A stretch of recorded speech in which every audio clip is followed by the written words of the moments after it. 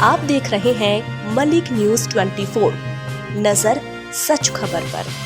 राष्ट्रीय स्वास्थ्य मिशन मध्य प्रदेश के अंतर्गत 20 वर्षों से अधिक समय से कार्यरत लगभग 32,000 कर्मचारी प्रदेश में स्वास्थ्य सेवाएं सुचारू रूप से देते आ रहे हैं।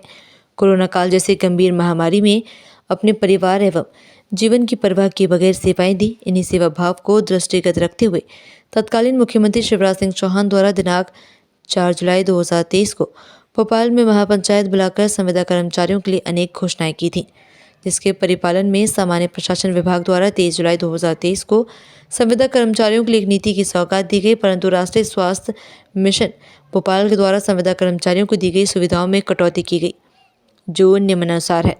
विभाग में रिक्त पदों पर संविलियन किया जाकर नियमित किया जाए। पूर्व से दी जा रही सुविधाओं में ईएल एवं मेडिकल को पृथक कर दिया है।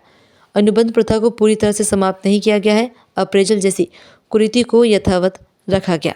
सेवानिवृत्ति की आयु में 65 वर्ष से घटाकर 62 वर्ष किया गया। एनपीएस, ग्रेजुएटी, स्वास्थ्य बीमा एवं डी की सुविधा से वंचित रखा गया है। शासन द्वारा समकक्षता का निर्धारण गलत तरीके से किया गया, जिसमें पुनः विचार कर संशोधन किया जाए। निष्कासित सपोर्ट स्टाफ एवं मलेरिया एमपीडब्ल्यू की एनएचएम में वापसी। इसी संबंध में दिनांक 23 मार्च 2025 को सभी जिलाध्यक्ष एवं प्रदेश कार्यकारिणी द्वारा ठेंगदी भवन भोपाल में बैठक आयोजित कर सर्वसम्मति से निर्णय लिया गया है कि स्वास्थ्य कर्मचारियों की जायज़ उक्त मांगों का शीघ्र ही निराकरण नहीं किया जाता है तो समस्त स्वास्थ्य कर्मचारियों को प्रदेश स्तरीय चरणबद्ध आंदोलन करने हेतु बाध्य होना पड़ेगा, जिसकी समस्त जिम्मेदार शासन प्रशासन होगा। मैं जितेंद्र सिंह भदौरिया, संविदा स्वास्थ्य कर्मचारी संघ का प्रदेश अध्यक्ष हूँ। जैसा कि आप सभी को पता होगा कि माननीय मुख्यमंत्री जी ने लाल परेड ग्राउंड में एक महापंचायत संविदा कर्मचारियों की बुलाई थी, जिसमें उन्होंने निरंतर इतनी घोषणाएं की थी, जिसमें शासकीय कर्मचारी के बराबर छुट्टी देने का प्रावधान था, एनपीएस के प्रावधान था, हेल्थ इंश्योरेंस का प्रावधान था। परंतु अभी वर्तमान में एक पॉलिसी जारी करके एनएचएम के लोगों ने ऐसी पॉलिसी, घटिया पॉलिसी लागू की है, जिसमें पूर्व में दी जा रही ईएल और मेडिकल की सुविधाओं को भी कम कर दिया गया है।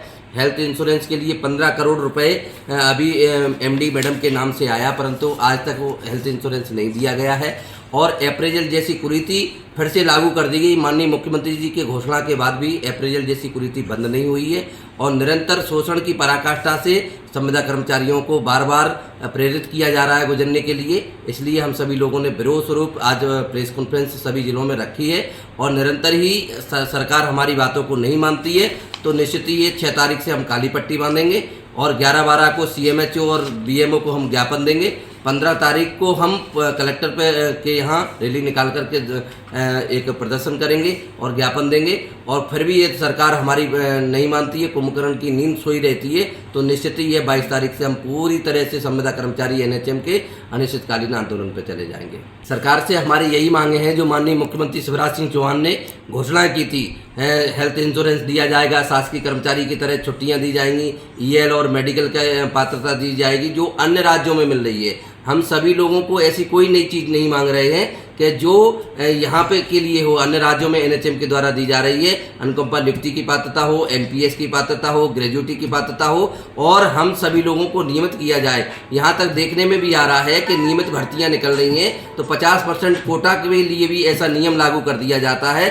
चाहे हमारी एएनएम बहनों को अपात्र कर दिया गया, अभी हॉस्पिटल मैनेजमेंट की जो भर्तियाँ निकली हुई हैं उसमें भी ऐसा ग्रेड पे मांग दिया गया है कि हमारे लोग जो सेम पद है वो भी नहीं भर पा रहे हैं। तो निश्चित ही तौर पे 50% कोटा में भी हमारे लोगों को निरंतर अपात्र किया जा रहा है। इसमें कहीं न कहीं संशोधन करें और मैं एनएचएम के अधिकारियों से, माननीय डिप्टी सीएम साहब से, माननीय मुख्यमंत्री जी से यही आग्रह करना चाहते हैं। हम वो लोग हैं जो कोरोना काल में दिन रात काम किया, प्रदेश की सेवा की, तो निश्चित ही उनसे आशा है कि हमारी मांगों को तुरंत माने और हमसे कहीं न कहीं समाधान के तौर पे बात करें ताकि समाधान निकले। क्योंकि स्वास्थ्य में जब आंदोलन होता है तो निश्चित ही जन लोगों को बहुत परेशानी का सामना करना पड़ता है।